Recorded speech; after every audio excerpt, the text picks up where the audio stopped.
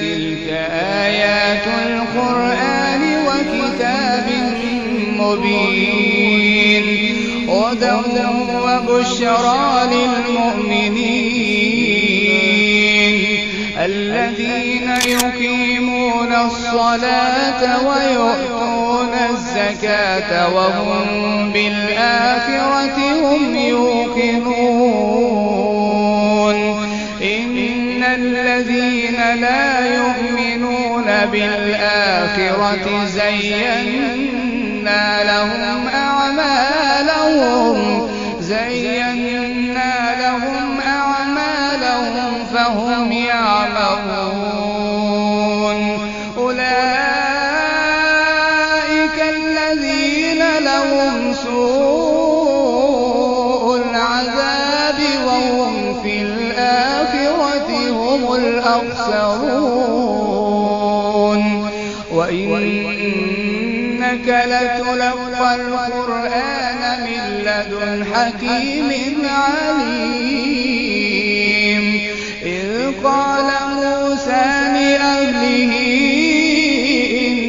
إني آنست نارا سآتيكم منها بخبر أو آتيكم بشهاب قبس لعلكم تصطلون فلما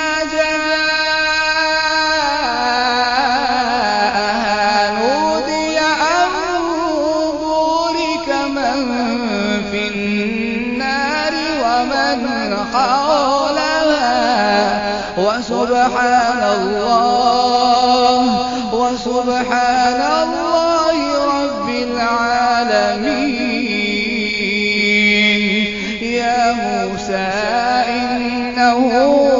أنا الله العزيز الحكيم وألق عصاك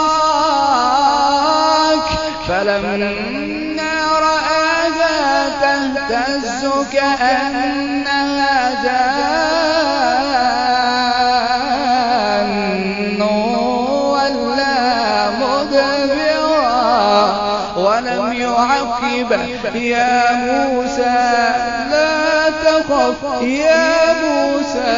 لا تخف إني لا يخاف لدي المرسلون إلا من ظلم ثم بدل حسنا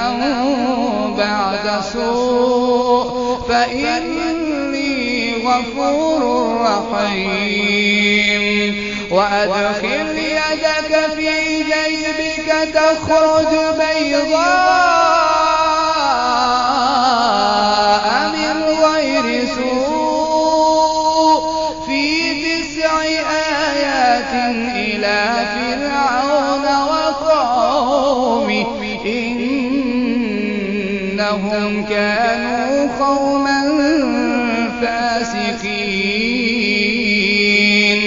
فلما جاءتهم آياتنا مبصرة قالوا هذا سحر مبين وجحدوا بها واستيقنتها أنفسهم ظلما وعلوا فانظر كيف كان عاقبة المفسدين